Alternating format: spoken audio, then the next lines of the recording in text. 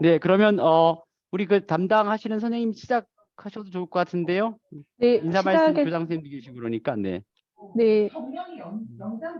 얘들아 수업 그 화면이 다 보이게 얼굴이 다 보이게 해서 수업 잘 듣고 교수님한테 예의 바르게 강의 잘 듣고요. 질문하고 싶은 거 질문하시고 하세요. 선생님이 그 너네한테 종이 줬었지? 그거 기록하면서 교수님 말씀 잘 들어. 교수님 시작하셔도 됩니다. 네. 뭐 교장 선생님 한 말씀 없으세요? 뭐 네, 그런 거 없이 바로. 안녕하세요. 우리 네. 순동여고 1학년 여러분, 인문사회 인하대학교 연계 인문사회 아카데미아에 참여하신 여러분을 진심으로 환영하고 여러분 굉장히 럭키하십니다. 우리 김영순 교수님은 인하대학교에서도 굉장히 유명하신 교수님이고 우리 학교를 특별히 사랑하셔서 한 15년 됐죠? 우리 학교에 늘 네네네. 방문하시고 또 우리 학생들에게 좋은 강의를 해주시고 또 우리 학생들이 인하대학교에 많이 이제 또 이제 입학을 하기를 바라시는데 또 인하대학교가 들어가기가 워낙 어려워가지고요. 저희 학생들 열심히 공부시켜서 많은 학생들 인하대학교에 입학하도록 노력하겠습니다. 교수님 오늘 강의 잘 부탁드립니다. 네, 예, 교장 선생님 반갑습니다. 여러분 교장 선생님 말씀하신 것처럼 우리 인하 충덕 AP 과정은 오래됐어요. 전통도 오래됐고 특히 우리 AP 과정을 거친 한 30여 명의 학생들이 그 졸업 후 이제 인하대학교 오는 경우도 있지만 또 인하대보다 더 훌륭한 학교 가고 뭐 학교를 어떻게 뭐 훌륭하다는 평가하기가 굉장히 어려울 수도 있지만요. 이 AP 과정을 통해서 분명히 우리 사회에 지도자로서의 역량을 좀 확보해 나가지 않을까라는 생각 들고 또 미리 대학 교수님들의 수업을 통해서 대학을 알아나가게 되면 좀 더 여러분의 꿈을 더 키우지 않나라는 생각이 들어요. 특히 제가 단연간 입학사정관을 하고 네. 또 다른 학교의 입학사정관을 이렇게 좀 교육 같은 거나 연수를 시키거나 제가 이제 한때 입학사정관을 만드는 제도를 만드는 정책의 일선에 있었어요. 혹시 혹시 저기 이지민 선생님 그 지금 소음이 많이 들리는데 소음이 어디서 들릴까? 내가 조정을 해야 될 것 같은데. 네네. 이제는 소음이 됐습니다. 그래서 그 여러분들이 이런 AP 과정에서 강의를 수강하는 것도 중요하지만요.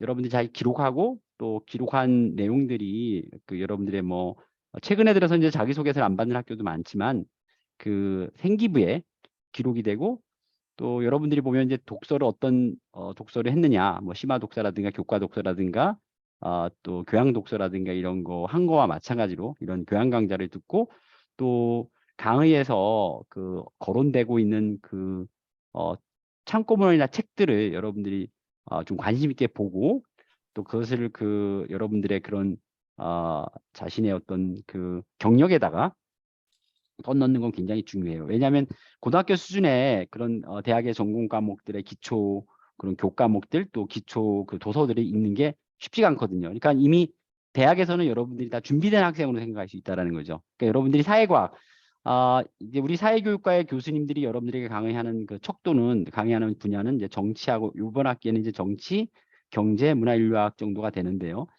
여러분들이 사회과학대학을 진출하고자 싶은 학생들, 그러니까 사회과학대학이라 하면 뭐 사범대 사회교육과를 당연히 포함하고 그 사범대 사회교육과라는 것은 그 사회과학을 하고자 하는 그 고등학생들에게 사회교과목, 사회탐구 과목을 가리키는 그러한 이제 교사의 역할을 하는 거고요. 일반적으로 사회과학 하게 되면 이제 뭐 법대는 지금 로스쿨로 바뀌었지만 일부 법행정 계열은 다 있죠. 행정학과도 있고 또 이제 경영도 그렇고 경제도 그렇고 정치외교 또 언론정보 뭐 사회학과 어느 경우에는 지리학과 어떤 경우에는 심리학과까지도 사회과학대학에 포진하기도 합니다. 그래서 이제 사회과학이라는 것은 이제 사회문화 현상을 바람직하게 바라보는 또 통찰하고 또 연구하고 비교하고 분석해서 우리 사회의 어떤 그 대안을 제시하는 그러한 연구를 하는 사람들이라고 볼 수가 있겠죠. 사회과학자라면.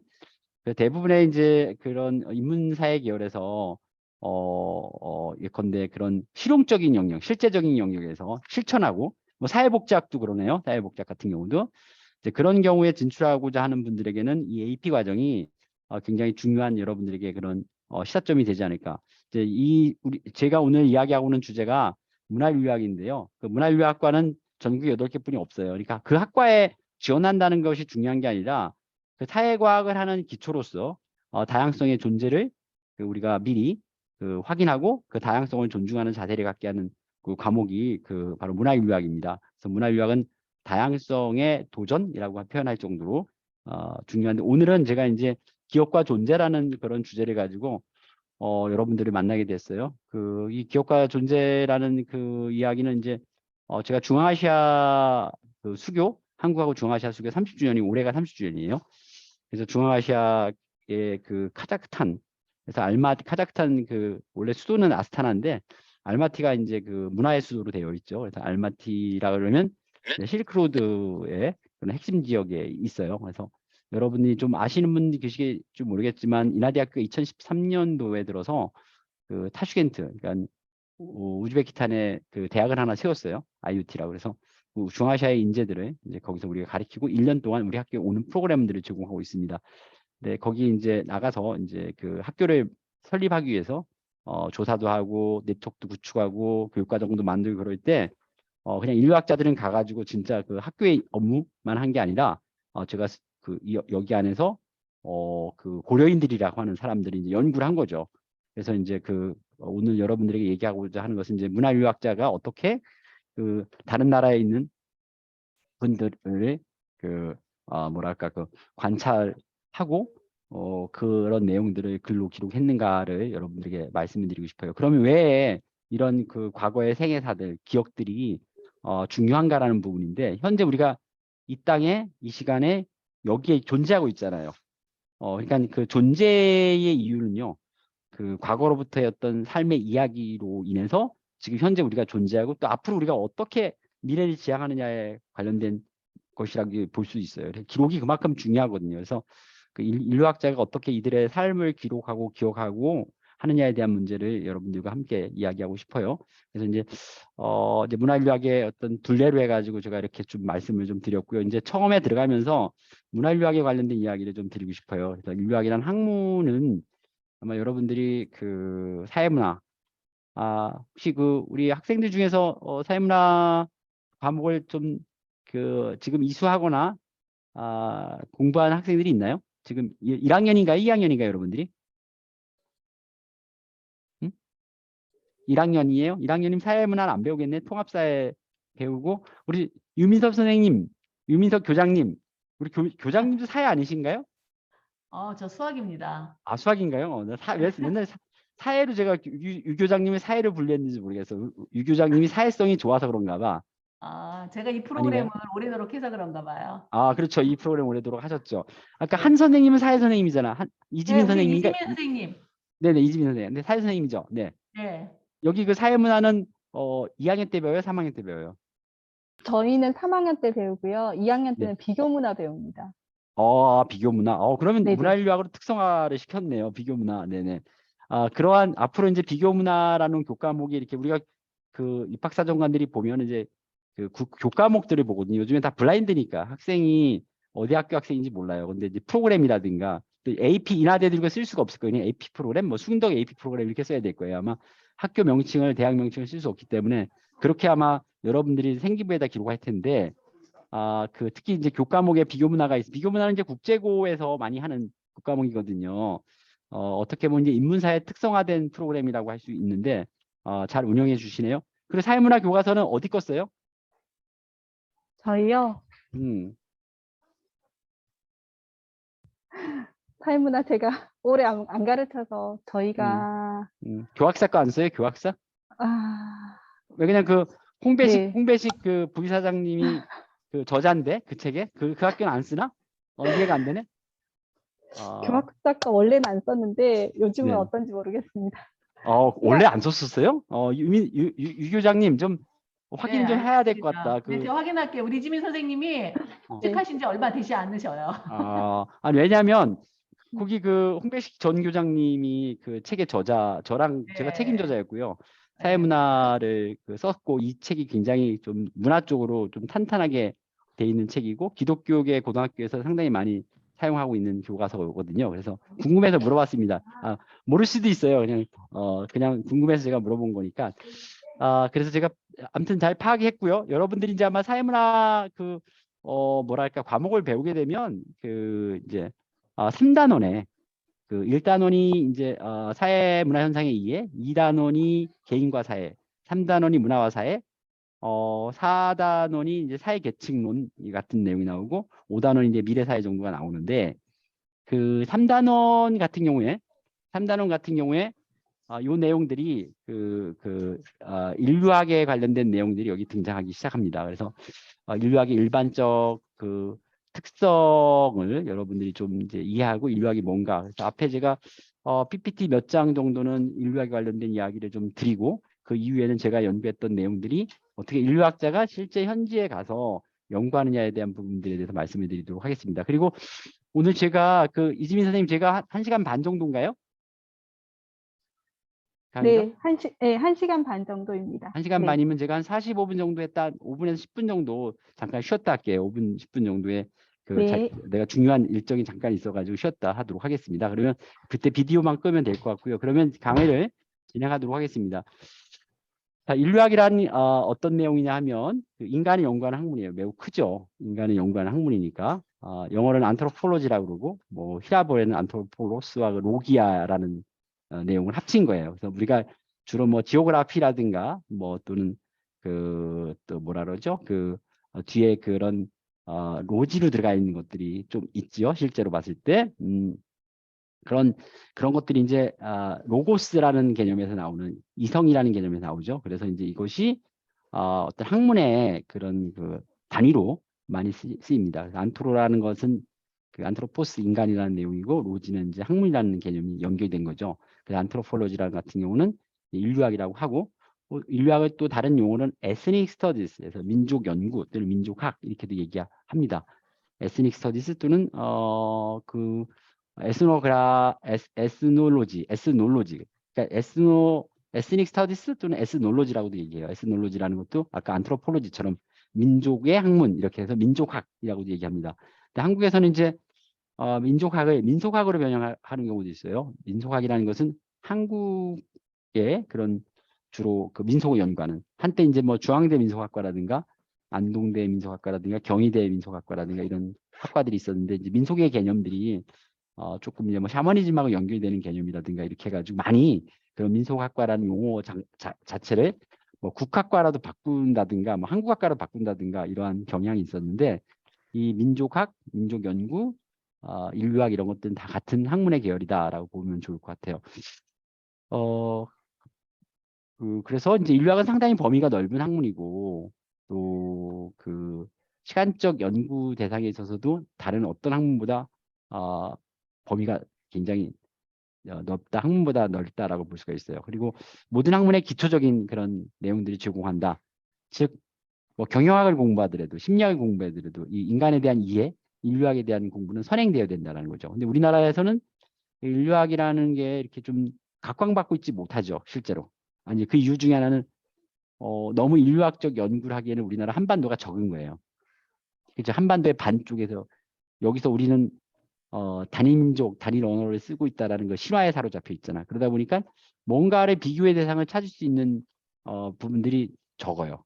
근데 인류학은 한때 뭐랄까 강대국들 지금 뭐 강대국이라는 개념들이 뭐 문화라든가 경제라든가 뭐 국방이라든가 이런 걸로 해서 다 나눠져 있죠. 우리나라도 어떻게 보면 상당히 문화적인 강대국, 문화 강국, 또 국방 강국이죠. 국방으로만 8위 정도 되니까.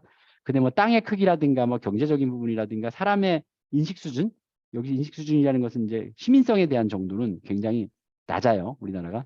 그래서 우리가 생각해야 될 건 뭐냐면 이미 경제적인 수준이라든가 이런 뭐 지적인 수준, 지적 열망은 높은데 왜 이게 시민성이 약한가? 이 시민성에 대한 부분들은 우리 일반 사회 쪽에서 많이 이야기하는 부분들이에요. 정치, 경제, 사회, 문화. 결국에는 이제 사회 탐구 과목이 어떤 탐구의 역량들을 제대로 확보하지 못했다라는 개념이고 그 개념은 우리가 인간 전반에 대한 이해가 좀 부족하지 않았나라는 생각이 들어요. 그러니까 지금까지 상당히 우리나라가 고도의 발전, 경제 발전을 이루면서 인간 스스로가 스스로 성찰하고 탐구할 수 있는 그리고 인간다움을 느낄 수 있는 게 너무 조금 뭐랄까 그런데 시간적인 여유라든가 교육의 그런 기회가 좀 덜 확대되지 않았나라는 생각이 들어요. 왜냐하면 단편적인 예로 1년에 독서량, 우리 고등학생들 말고요. 일반 시민들의 독서량은 0.4권인가 굉장히 적습니다. 성인들의 독서량 자체가. 그러니까 독서를 많이 하고 토론을 많이 하는 그런 민족들이 그런 아까 얘기한 것처럼 시민성이 높거든요. 그래서 우리의 어떤 시민성을 높이기 위한 방안에서도 인류학에 대한 기본 어떤 과정들이 그 대학 이상 나온 학생들, 대학 이상 나온 시민들에게도 좀 제공되어야 되는 필요성을 갖고 있다라고 볼 수가 있어요. 그래서 그 인류학이라는 것은 인류의 초기 사회부터 시작해서 현재 이르기까지 잠깐만 이게 그냥 막 자동으로 본인이 넘어가서 현대 이르기까지 인류들이 이루어놓은 어떤 그 뭐랄까요 그 인류가 이루어놓은 그 하나의 그 업적들이라고도 볼 수 있고요. 그런 내용들을 학문적으로 체질적인 특성과 또 문화적인 특성들을 그 전체적으로 연구하는 우리가 학문이라고 볼 수 있다라고 말씀드릴 수 있어요. 그다음에 그래서 이제 이게 세팅이 좀 이상하게 되어 있는 것 같아요. 좀 자동으로 막 넘어가서 죄송합니다. 그러니까 문화인류학과 다른 학문들과 인간 연구의 차이점을 잠깐 보면 문화인류학이라는 것은 인간의 체질적 특징과 문화적 특징, 특히 우리는 문화적 특징을 중심적으로 봐요. 인간 역사의 전 시대하고 전 세계의 인간과 문화를 보고 있고 관점은 인간 생활 경험의 총체적 접근을 우리가 다루고 있다라고 하는 게 이제 문화인류학의 핵심인데 그러다 보니까 인류학이 너무 커서 인류학이 어디부터 어디까지 할 것인가를 규정하기가 되게 어려워요. 인류학의 전공 분야가 굉장히 많습니다. 실제로. 저는 이제 문화변동이라는 그 전공 분야를 가지고 있는데 어떤 사회의 그 문화가 어떤 방식으로 변동되는가. 이를테면 그 인터넷이 어느 사회에 들어왔을 때 사람들의 그 변화가 인식적으로 또 행동적으로 어떻게 달리 나타나는가 이런 부분에 대한 연구를 깊이 있게 하는 그런 전공을 했어요. 그래서 특히 이제 문화 전파론이라든가 문화 맥락론 차원에서 문화가 어떤 방식으로 변형하고 있는가에 대한 관심을 많이 갖고 있죠. 그리고 문화인류학의 대상은 인간의 체질적 특징과 문화적 특징을 보는데 여기 체질적 측면, 뭐 신체 구조라든가 기능 이 부분을 떠나서 실제로 우리가 많이 보는 게 이 행동 방식 및 생활 양식에서의 발견이에요. 그래서 우리가 인류학이라고 했을 때 문화인류학하고 체질인류학으로 구별을 해요. 그러니까 인류학 그러면 여러분이 이제 문화인류학이라고 왜 하필 다른 데는 뭐 사회학, 뭐 종교학 이런데 인류학은 왜 그 문화인류학이라고 합니까? 라고 했을 때 체질인류학하고 비교하기 위해서요. 그러니까 체질인류학은 의대 쪽이나 이런 데서 많이 해요. 물론 문화인류학 하는 사람들도 그 부분은 좀 뇌의 용적이라든가 사람의 구조라든가 이런 부분들, 그러니까 신체적 구조라든가 이런 것들이 그 외향이라든가 이게 그 나라마다 다르기 때문에 그 분야에 대한 연구를 하는데 그게 주가 아니고 문화를 연구하기 위한 기본 베이스로 인간의 체질적 측면을 연구하는 거예요. 그러니까 문화적 측면에서는 이제 행동 방식하고 생활 양식을 발견하는 건데 왜 그냥 신체적 특징과 달리 뭐랄까요 그 행동이나 이 생활 양식은 사회문화적으로 학습되고 창조되기 때문입니다.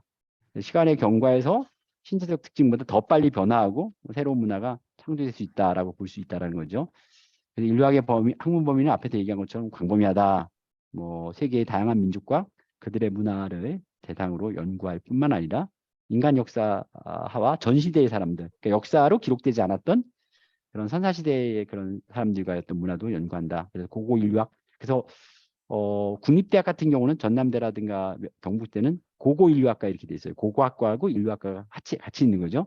그럼 여러분들이 궁금할 거예요. 자, 역사학과, 지리학과, 인류학과, 고고학과의 차이가 있어요. 혹시 우리 그 학생들 중에서 이 차이 정확하게 구별할 수 있는 분 계신가요? 우리 퀴즈 잘 맞추고 그러면 제가 지금 PPT가 안 넘어가고 있나요? 그래요? 난 넘어가고 있는데 잠깐만요. 아니, 다시 안 넘어가고 있어요 지금? 다시 볼게요. 지금도 그런가요? 지금 어떻습니까, 여러분들? 이지민 선생님 지금 그 넘어가는 게 보여요? 인류학의 학문 범위 광범위하다 보여요? 지금 어때요? 잠깐만요. 네, 넘어갑니다. 넘어가죠. 근데 네. 아까는 왜 안 넘어갔을까? 네, 죄송합니다. 제가 채팅을 이제 봤어요. 죄송합니다. 그래서 저기 그 파워포인트 안 봐도 여러분들이 다 그 제가 말을 재밌게 하니까 다 이해했을 거라고 생각하고 그 복습하지 않을게요. 그래서 이제 과거에는 다른 민족이나 다른 사회, 다른 문화를 주로 연구했으나 이제 최근에 들어서는 자기 자신의 민족과 사회와 문화에 관심을 돌려 현지조사 연구도 이제 수행하기도 합니다. 자신의 나라에서. 예전에 문화유학 그러면 굉장히 많은 프로젝트비가 들었어요. 경비가 들었죠. 다른 나라로 가야 되는 거예요. 이제 문화유학의 전통이 아까 잠시 언급한 것처럼 그 세계 강대국들, 예를 들어서 영국이라든가 미국이라든가 한때 일본 같이 그런 프랑스, 독일 그 2차 세계 대전에 뭐랄까요 힘을 썼던 나라들, 응? 그 당시에 그 식민지를 거느리고 있던 나라들이 문화유학이 많이 발전됐어요. 그 이유는 뭐냐면 그 그러니까 식민지 나라를 지배하기 위해서 그 민족들의 속성을 잘 알아야 되잖아. 그래서 우리의 1세대, 한국에서 1세대 인류학자들은 대부분 그런 나라 가서 공부를 했어요. 그런 나라 가서. 저 같은 경우도 이제 독일에서 공부를 했는데, 여러분들이 나중에 이제 뭐 사회과학 쪽에서 공부를 하게 되면 레비스트로스라는 학자를 만나게 됩니다. 구조주의 인류학, 구조주의 그 만든 학자인데, 창립자인데, 그분이 이제 저희 은사의 은사. 그러니까 제가 이제 1세대, 2세대, 3세대 학자 정도 되죠.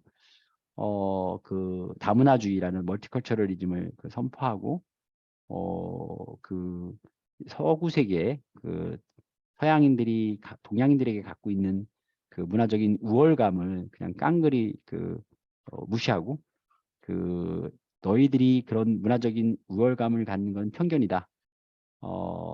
그들도 아시아인들이 얘기하는 거예요. 여러 그 유럽 사람들을 볼때 똑같이 미개하게 볼 수 있다라는 그런 그 말을 해줄 정도로 문화 상대론적으로 그 문화를 바라봐야 된다는 얘기를 했던 분이거든요. 그래서 최근 들어서는 이제 그렇게 예전에는 그 다른 나라에 가서 문화를 연구했다면 최근에 이제 자신의 나라의 문화를 연구하는 경우도 많고요. 현대의 문화, 청소년 문화, 어떤 특정 계층의 문화를 연구하는 사람들 많아졌다고 볼 수가 있습니다. 이제 그 이유는 이제 교통과 통신의 발달로 지리, 뭐 사회적 문화가 거리가 좁아지고 지금 제가 얘기한 것처럼 과거에는 식민통치와 관련된 다른 민족과 사회 문화를 주로 연구하였으나 우리나라는 상황이 바뀌었다. 그리고 특히 그 아까 제가 뭐 지리학, 그 고고학, 그 역사학 하고 인류학이 다른 이유를 설명할 수 있는 분을 얘기를 했는데 혹시 학생 중에서 자 제가 여러분 한번 전체 한번 살펴보도록 할게요. 이게 왜 전체 화면 전체 공유 중지를 해야 되는구나. 여러분들 중에서 그 역사학을 전공할 사람, 역사학 플러스 역사 교육하고 같이 돼요. 역사학. 이렇게 손 드는 거 이게 손들기 뭐 하면 옆에 눌러도 돼요. 반응 누르면 손 드는 거 나오죠. 구호. 그죠? 역사학 요렇게 들거나 그죠? 보이죠? 그래서 요렇게 좀 들어도 좋고요. 역사가 없어요? 자, 역사가 없으시면 그 지리학. 지리학. 지리학도 없네. 심리학. 응? 심리학 자기가 1학년이라서 아직 정해지지 않았어요? 우리 그 10717 이봄 학생 어디 있어요? 네, 네, 봄 학생은 어떻게 돼요? 희망 전공이? 역사도 관심 조금 있고, 음, 그냥 전체적으로 다 관심 있어요. 제가 지금 여러분들에게 이렇게 말을 걸었어. 지금 채팅방에다 자신의 희망 전공 분야는 그럼 여러분 여기 참여했던 분들 내가 손 들으라 그러니까 이게 얼굴 보고 손 들고 그러기 좀 어색해서 그런지 몰라도 여러분들이 좀 잘 안 드는데 여러분들이 아까 얘기한 것처럼 자신의 전공 분야를 좀 적어주면 제가 이렇게 좀 강의하면서 그런 분야에 대한 이야기를 좀 해줄 수 있을 것 같아요. 지금 채팅방 보이죠? 네네. 간호학과, 글로벌 경영학과 좋아요. 네네. 행정 분야, 광고 마케팅 분야, 마케팅 분야도 인류학이 많이 쓰이고 있어요. 뭐랄까, 안트로폴로지라는 개념 자체로 그런 특히 이제 뭐 사람들의 인터뷰하거나 현지 조사를 하거나 이런 부분들을 많이 그 방법론적인 측면에서 많이 가져가고 있어요. 사학과, 경영학과, 국제사회 분야, 방송 미디어, 다양하네요. 사회복지학과도 있고. 네, 고맙습니다. 계속 올려주세요. 자, 그러면 계속 아까 공유해가지고 얘기하도록 할게요. 지금 잘 보이시죠? 파워포인트 아까처럼 안 넘어가지 않죠? 지금 넘어갔죠? 네네. 그래서 문화인류학에서는 아까 제가 처음에 얘기한 것처럼 인간 생활 경험에 총체적 접근을 한다라고 말씀을 드렸어요. 그래서 뭐 다른 학문과는 달리 인간 사회 문화 모든 측면을 총체적으로 연구한다. 인간의 그 이유는 뭐냐면 이 생활의 경험들이 따로따로 떨어져서 분리될 수 없기 때문이라는 거죠. 그래서 이제 제가 앞에 내용들을 학문적인 내용들을 인류학이라는 게 뭐를 다루고 있는가를 좀 이제 보여드리면 시간의 차원에서는 과거에서 현재까지 우리가 보고 있고 그다음에 체질적 차원에서는 체질인류학. 여기서 체질인류학은 좀 빼고 갈게요. 지금 우리는 문화인류학을 공부하는 거니까 체질인류학은 인류의 기원과 진화라든가 인류의 다양성들을 좀 보는 거예요. 그리고 이 고고학. 이제 여기서 보면 이제 연구 대상이 우리가 문화인류학은 연구 대상이 문화적 특징이에요. 근데 고고학하고 문화인류학은 똑같이 문화적 특징을 다루는데 고고학은 문화의 기원과 진화를 뭐예요? 그들이 썼던 어떤 유물이라든가 땅을 파가지고 지표면에 지표하에 나온 내용들을 가지고 보는 거예요. 역사학은 뭐예요? 사료, 기록된 문서를 보는 거고 지리학은 뭐예요? 기후라든가 풍토라든가 환경적인 걸 보는 거죠. 근데 문화인류학은 문화의 복합성과 다양성을 좀 본다라고 볼 수가 있겠죠. 그래서 인류학의 분야들을 보면 체질인류학을 아까 얘기했고 고고인류학도 기록 없는 선사나 원시시대 또 고대 사람들의 일상생활하고 관습의 유물과 유적을 통해 복원 설명함으로써 이제 문화의 기원과 성장 발달 과정을 조사 연구하는 학문이고 문화인류학은 시간의 차원에서 볼 때 고고학이 다루는 범위 밖에 역사 시대, 최근 시대가 될 수 있겠죠. 거기부터 현대까지 세계 여러 민족과 그들의 문화를 사회과학적 방법으로 비교 연구하는 학문이다라고 문화인류학을 정의할 수가 있어요. 자, 이제 본격적으로 제가 좀 얘기를 좀 드리는 거는 제 연구들 중에서 문화인류학적인 주로 문화인 현지에 가서 문화인류학적 연구했던 내용이에요. 사할린 한인의 노스텔지아 이야기 탐구. 이거는 이제 2018년 5월 사할린이라는 섬이 있어요. 여러분들이 그 이제 역사를 공부하다 보면 일제가 우리를 강점하고 나서 노동력 착취를 통해서 사할린 쪽으로 한국 사람들을 이제 보냈죠. 노동력으로. 근데 그분들이 무국적자로 살고 최근 들어서는 이제 인천 지역도 이제 이분들이 한 500여 명 정도 와 계시는데 영주 귀국을 했어요. 이런 사할린 한인데 거기 한 3만 명 정도가 사시는데 사할린 한인이죠. 우리가 사할린 한인 고려인하고 조금 다른 개념이에요. 그 이 사할린 한인들은 이렇게 강제로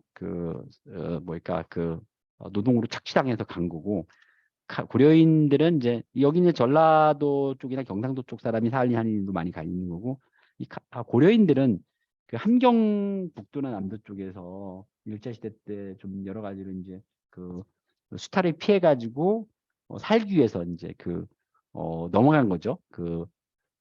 러시아나 저기 중국 연해주 지역이라든가 러시아 원동 지역 쪽으로 갔던 사람들이 1937년도에 스탈린에 의해서 중앙아시아로 이주했던 사람들이 고려인들이에요. 그다음에 동남아시아 이주민의 생활세계 생애담 연구, 결혼이주 여성의 주체적 삶에 관련된 연구, 여기 나와 있는 연구들이 한인 한국교육자의 생애 이야기, 뭐 중앙아시아계 이주 여성의 삶 이상과 현실 사이, 뭐 디아스포라 노스텔죠. 아마 이 책은 여러분들에게 필독서로 한번 읽어보라고 말씀드렸던 것 같아요. 그다음에 미국 한인 이주 여성의 초국적 삶과 공동체, 그리고 독일 한인 이주 여성의 초국적 삶과 정체성이라든가 여기 초국적 정체성과 상호문화 소통 해가지고 그 파독 간호사 이야기까지 이제 최근에까지 저와 저희 연구원들이 우리 연구소에 한 30여 명의 연구진들이 있어요. 박사 과정생들이나 박사 받은 사람들이 이런 일을 합니다. 되게 매력적인 일들이죠. 그러니까 여러분들 지금 이제 그런 고등학교 같은 데 가서 이제 제가 특강을 하거나 학생들하고 대화 나눠보면 지금 여기 이제 쭉 올라오신 내용들이 보면 사회복지 여기 인류학과는 없죠. 그죠? 인류학과에 대한 그런 소개가 안 돼 있을 뿐만 아니라 좀 어렵다고 생각하나 봐, 광범위에서. 근데 여러분들의 모든 학문들 안에는 그 인류학적인 그런 내용들이 쭉 들어있어요. 그러니까 무슨 학문을 하든 간에 인간에 대한 이해는 반드시 필요하다. 근데 그런 게 잘 없다라는 거죠.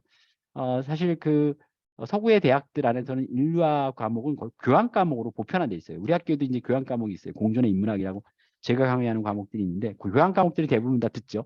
교양스러운 내용들을 통해서 다양성을 이해하고 인간다움을 찾는 그런 거라고 볼 수가 있을 것 같아요. 그리고 마지막으로 올린 학생이 보람 있게도 사회교육에 한 분 계시네요. 사회교육. 우리 학교 사회교육과를 꿈꾸고 있을 거란 생각이 드는데 열심히 하셔가지고 같이 공부하면 좋을 것 같아요. 자, 그 다음에 이제 제가 이런 책들을 썼고 이제 오늘 여러분들이 내용 중에 하나는 이 책 중에서 물론 여러분들에게 필독서로 되어 있지 않은 책이지만 그 약간의 그 이론적인 내용이나 연구의 관점은 그 디아스포라의 아까 디아스포라 노텔즈라는 책하고 약간 비슷하게 일맥 그 상통된 책들이에요. 그래서 여기 그 여러분들이 그 두 책을 읽고 그 이지민 선생님 그 두 책 읽고 그 독후감이나 이런 거 받아놓은 거 있으면요. 저한테 네. 이메일로 찝으로 보내주시고 제가 선정해가지고 그 네네. 한 학생, 두 학생한테 제가 상을 네. 드리려고 생각하고 있으니까 꼭 지난번에도 그렇게 했거든요. 꼭 네네. 학생들의 그런 그 독후감을 좀 보내주시고 선정된 학생은 이지민 선생님이 우리 학교 그 데려와서 저랑 사진도 찍고 제가 책에 사인도 해주고 또 다른 책도 드릴 건데 어떻게 생각해요? 얘들아 어때? 네, 저희는 좋죠. 네네네. 네. 교장 선생님도 오시겠어요? 그럼 같이 함께? 좋습니다. 네네. 그래서 두 학생을 좀 제가 보고 선발해 드리겠습니다. 여러분 네. 잘 써주시기 바래요. 언제까지 쓰는 걸로 했어요? 내용은? 저희 지금 오늘까지 써오기로 되어 그러면요. 제가 있었거든요. 네네. 연장시켜 드릴게요. 그러니까 네. 오늘까지 내가 지금 이렇게 제안한 건 처음이니까 여러분들이 그런 그 책을 읽고 두 권 중에 한 권이라도 읽고 독후감 플러스 오늘 강의 내용과 연결해서 여러분의 생각을 적어 주신 분, 이 두 분에게는 제가 우리 다문화융합연구소장 이름으로 상장을 드려요. 그러니까 이거는 어디에다 쓸 수 있는 거죠? 소장 이름에서 상장을 드릴 거예요. 오늘 이제 제가 본격적으로 얘기하고 싶은 거는 카자흐스탄 고려인 생애사 스토리텔링 연구인데 이 내용은 이제 아까도 얘기한 것처럼 중앙아시아 수교 30주년 때 그 카자흐스탄 고려인들 대상으로 강연했던 내용이에요. 근데 이거는 이제 제가 2014년, 15년, 16년도 3년 가까이 이제 그 중앙아시아 일대에서 그 우리 학교 분교를 캠퍼스를 설립하면서 학교 일도 했지만 제 연구진들하고 가서 고려인들을 인터뷰하고 썼던 책입니다. 그래서 그 첫 번째 일부에는 이제 카자흐스탄 고려인의 생애 탐구하기 위해서 고려인이 누군지, 그다음에 저희들의 연구 여정에 대한 얘기가 1장, 2장에 돼 있고, 그다음에 2장에서는 집중적으로 그 3장부터 9장까지 일곱 분의 그 이야기들을 이제 저희가 집중적으로 이제 스토리텔링을 만든 건데요. 인터뷰를 하고 나서 그 중에 제가 오늘 소개하는 건 이제 4장 안나 카레니나를 닮은 열정의 여인 내용입니다. 그래서 제가 그 4장 이야기 하기 전까지만 이제 하고서 한 10분간 쉬었다가 이제 후반부를 좀 제공하려고 생각하고 있습니다. 그리고 그 이제 3장에는 뭐냐면 여기 3부에는 우리가 사는 이유 해가지고 고려인의 목소리 되어 있는데 이 사람들이 이제 한국어를 많이 잊어버려가지고 인터뷰에 되게 어려움이 많았죠. 그러니까 러시아 통역도 하고 다 그 녹화를 하거나 녹음해가지고 번역하고 하는 그런 수고들을 많이 겪었어요. 3년 만에 이제 이 책이 나왔는데 그 저희가 7분을 집중적으로 보았지만 그 뭐랄까요 나머지 그 내용들 그분들이 써준 내용들을 버릴 수가 없으니까 이제 이분들이 4-5페이지 정도씩의 어떤 그 인터뷰 내용을 요약해 가지고 구성한 내용입니다. 그래서 여러분들이 이제 요 책의 전체적인 구조는 여기 지금 본 것처럼 돼 있고요. 그래서 제가 그 이 책을 지금 이게 이제 뭐냐면 고려인 75세 정도 되신 분들이 공연하는 거예요. 근데 이제 우리가 30주년 그 수교 기념회 갔는데 이제 한국교육원에서 이게 한 달 전이에요. 한 달 전. 한 달 전에 제가 출장 가서 거기 이제 카자흐스탄 국립도서관에서 카자흐스탄 정부와 우리나라 정부가 그런 이제 학술대 뭐 외교 행사 같은 게 있잖아요. 그래서 제가 이제 우리 한국 대표로 가가지고 고려인에 대한 이야기를 하게 됐어요. 근데 그날 이제 우리가 축하 행사로 그 전날 축하 행사로 한국교육원에서 공연이 있는데 마침 여기에 제가 그 연구했던 할머니께서 이 김스페틀로나라는데 이분이 이제 아버지가 독립군이었었어요. 이분이 여기 맨 끝에 여기 서 있는 거예요. 이제 맨 우측, 지금 여러분들이 보는 데서는 이제 우측에 보라 색깔 분, 지금 스마트폰 갖고 계신 이분이 지금 나이가 78세 정도인데 이분을 한눈에 알아볼 수 있었죠. 여기 공연. 이분이 공연한다는 얘기는 못 들었어요. 근데 여러 명이 오는데 제가 관객으로서 이분을 바로 그 한 5, 6년 전인데 바로 볼 수가 있었어요. 근데 정말 다행인 거는 그 사이에 고려인 노인들이 상당히 많이 돌아가셨어요. 그 뭐랄까요, 그 코로나 때문에. 그래서 이제 좀 걱정을 많이 했는데 이렇게 좀 그 연구를 제가 했던 분을 만날 수 있어서 굉장히 좀 행복했다라는 생각이 들어요. 자, 그러면 이제 왜 우리가 이제 이런 고려인 어르신 연구를 해야 되는 것인가에 대한 부분들은 첫 번째는 뭐냐면 해외 한인 정체성 연구의 분기점 삼자.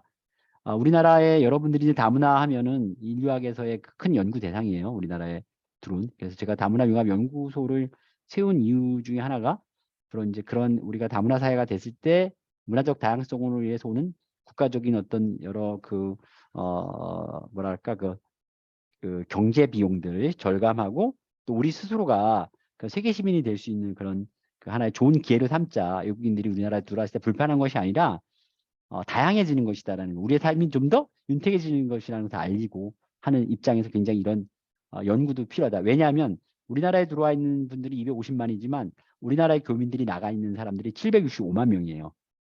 그러면 다 합치면 거의 1000만 명 가까이가 넘는 숫자가 나가 있는 거, 들어오고 나가고 있는 이주의 디아스포라를 겪고 있는 거죠. 디아스포라는 건 이산이거든. 자신의 지역에서 다른 지역에 떨어져 사는 게 이산이라고 해요. 근데 이러한 그 연구가, 즉 고려인에 대한 연구가 이 개인의 삶과 시대적인 그런 상황들을 어떤 상관성을 가지고 볼 수 있고요. 그다음에 제가 지금 방금 얘기한 것처럼 다문화 사회로 변하는 한국 사회 이주민의 문화 적응을 이해할 때 굉장히 중요하다. 또 하나는 이제 자기 서사를 통해서 개인사를 정리하고 자기 취하는 데 유리하고 또 해외 한인의 세계 시민성하고 초국적 소통을 파악할 수 있고 또 융합 연구 방법으로 포토텔링. 여러분들이 이거 쉽게 할 수 있어요. 여러분들 중에서 할아버지 할머니가 지금 생존해 계신 분들이 한번 손들어 보세요. 생존해 계신 분들, 할아버지 할머니가 할아버지 할머니 네 분 중에서 있으면 여러분들도 한번 할머니 할아버지가 그 가장 중요하게 생각하는 사진 서너 개를 좀 보여달라 그러고 그 할아버지 할머니가 가장 중요하게 생각하는 생애에서 중요하게 생각하는 사진들이 뭘까요? 한번 생각해 보십시오. 여러분의 엄마 아버지 결혼식 사진도 있을 거고 또 여러분의 아버지나 엄마의 졸업식 사진도 있을 거고 경우에 따라서 여러분 손자의 돌일 사진도 있을 거예요. 그 사진을 통해서 할머니 할아버지들이 이야기하게 하는 것, 대화를 듣는 거죠. 그래서 이제 할아버지 할머니들이 기억이 좀 희미하시기 때문에 사진을 통해서 기억을 재생시키는 방법을 포토텔링이라고 그래요. 이러한 기법으로 저희가 이제 현장에서 고려인들의 그 기억을 되살리는 어떤 작업들을 우리가 수행했다고 볼 수가 있겠죠. 자, 이제 여기부터 이제 우리가 에필로그. 여기 이제 제가 이제 이 연구를 하게 된 동기는 뭐 저희 연구실에 그 한 15년 전에 이제 학생이 이제 고려인이라는 고려 사람이라고 이제 온 학생이 그 석사과정 학생을 연구실에 받기 시작하면서 고려인에 대한 관심을 이제 가졌어요. 근데 우연한 기회로 이제 우리 학교가 이제 타슈켄트로 이제 중앙아시아에 학교를 짓겠다라는 생각하고 맞물러 가지고 이런 연구를 하게 됐다는 얘기를 드리고요. 그리고 2013년 10월 22일부터 26일까지 카자흐스탄과 우즈베키스탄을 그때 이제 방문하면서 여기 뭐 있죠. 한국인이 방문한 잠깐만요. 갑자기 올라갔어.